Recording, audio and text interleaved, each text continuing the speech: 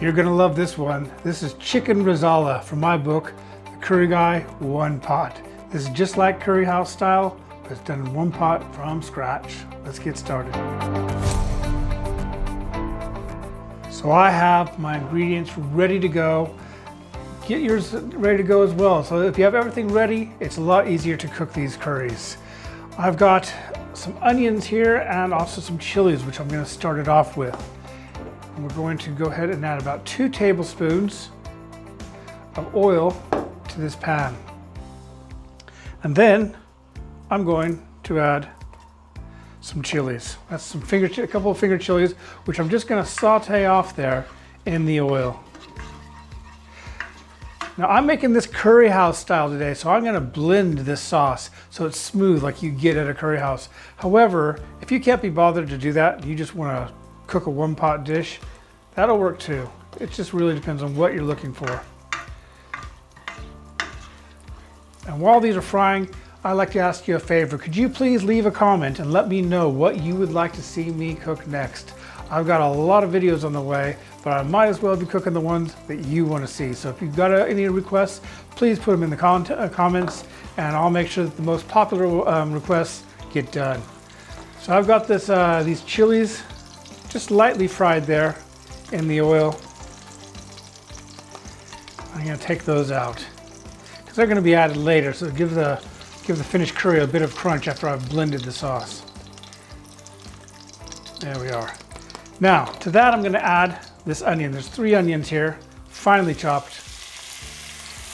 Add a bit of salt to help them cook and release some of the moisture. Now this is where I think this recipe actually improves on the curry house version, because we're going to be cooking these onions until they're a nice golden brown. And when you're using a base sauce, the onions are stewed. So you're getting a little bit more flavor there, and it's a delicious flavor. So we're just going to cook those off until they begin to brown in the pan. So with these onions beginning to brown now, I'm going to take about a third of them out or so, just a bit.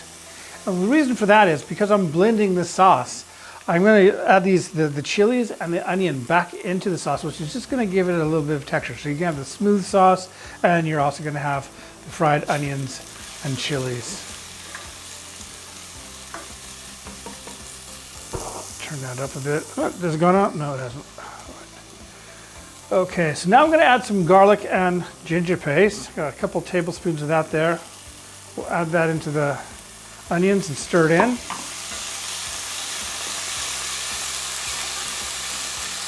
And this garlic and ginger paste really only needs to fry for about 30 seconds or so, just to release the flavors, cook out the rawness. To that, I've got some mixed powder. So remember that all these ingredients are down below in the description, so you'll find everything. I won't tell you exactly how much of everything, but I've got some mixed powder, which is kind of like a curry house style curry powder, and I've also got some Kashmiri chili powder just for a little bit of heat. So I'm going to add all that in there. We'll stir that all around. And as I do, it's going to become quite dry, as you can see here. That's okay for a couple of seconds because we kind of want to toast off those spices a little bit, but you have to be very careful with spices so you don't burn them. So right now, I'm going to go ahead and add a bit of passata to this. Some chopped tomatoes. There we are. Give that all a nice stir.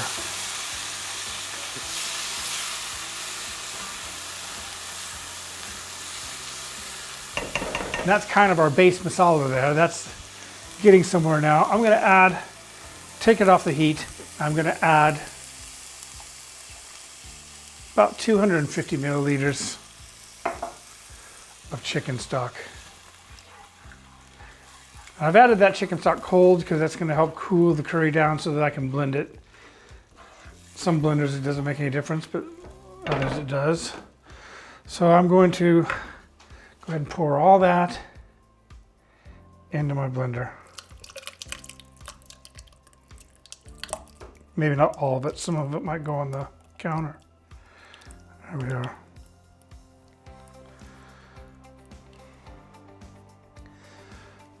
There we go. And I'm going to go ahead and blend this so it's like a curry house sauce. But like I said, that's just it's just one of those extra steps that you don't need to do unless you really, really want that smooth sauce.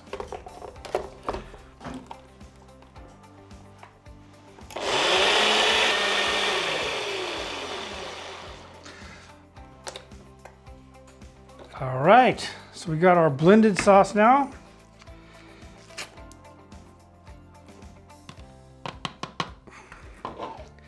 And we'll go ahead, turn this back on.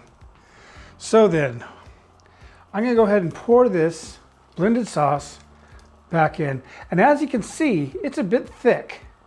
So I'm going to add just a little bit of water, just to try and get all the remnants of this sauce out of my blender.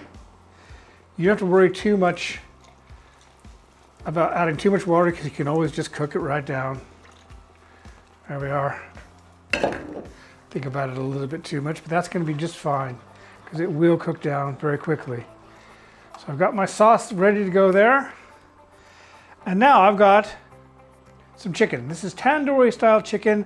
You could add raw chicken and just let it cook through.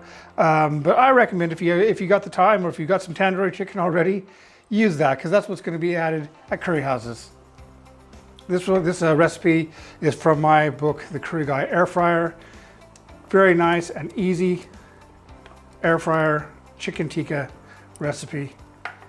We're just gonna add all that in there like that.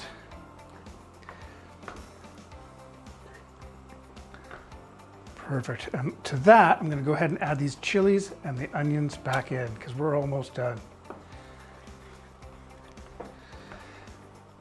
Okay. So then I like my sauces a little bit thicker than this. So I'm just gonna let this cook over a high heat for about 5 minutes. And as it does, the sauce will thicken. And you can cook it down as much as you like. That's one of the mistakes that people make. They follow a recipe right to the T and then say, oh, but my curry was a bit bland or it didn't taste like I was expecting. One of the biggest mistakes people make is they don't cook their sauce down enough. You want that sauce to be literally clinging to the meat. That's where the real flavor is. So we're just gonna let that cook for about 5 minutes and we'll come back. Right, so we have been cooking this down now. The meat is cooked through, heated through. It's looking really good. I'm now gonna add one of the most important ingredients. Turn this down because it's splattering, it's getting so thick. Add some butter to it. Rezalas need to have butter. They're buttery, they're creamy, they're a bit spicy, a bit tart from lime juice, which I'm about ready to add. And just so amazing. There we are, just gonna let that butter melt into that. Add a little bit of lime. Now you always add lime or lemon to the end at the end of cooking because it will cook out. And get this here, turn that right down. I'm gonna go ahead and turn the pan off because it is really beginning to spit there. That is gonna be incredible. Add a little bit of garam masala just for some warming spices. Just a touch of warming spices at the end. Can never hurt. A little bit of salt to taste. Stir that in. Look at that. And just a little bit of coriander, of course. Great. I'm gonna give this a try.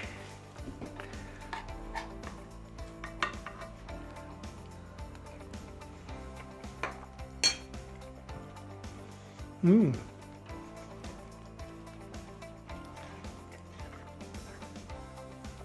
only thing it's missing is the cream. Put some of that cream in. I'm gonna hold a little bit back.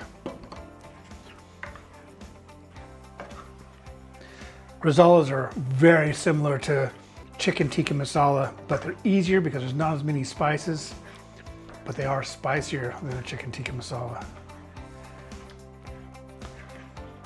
Out of the two, I prefer this.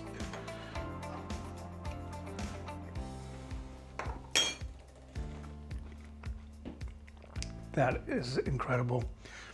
Let's see what it looks like served up. Chicken Rezala. It's like chicken tikka masala's spicy cousin. This one is incredible. But you can get a great chicken Rezala in one pot, made from scratch. Totally easy. Give it a go.